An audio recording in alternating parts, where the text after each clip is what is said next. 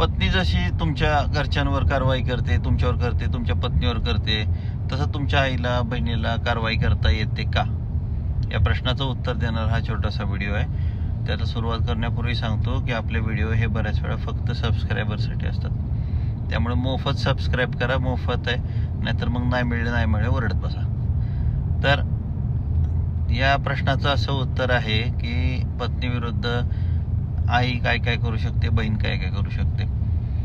तर बहीण तुमची जी असेल ती तुमच्या पत्नी विरुद्ध डोमेस्टिक व्हायलन्सची केस दाखल करू शकते. आईला मात्र 2 ऑप्शन्स आहेत. एक DV दाखल करू शकते आणि एक ज्येष्ठ नागरिक कायद्याखालची सुद्धा केस तुमची आई कलेक्टर किंवा प्रांतांकडे दाखल करू शकते. चांगले इफेक्टिव्ह केसेस आहेत, नक्की विचार करा त्रास झाला असेल तर.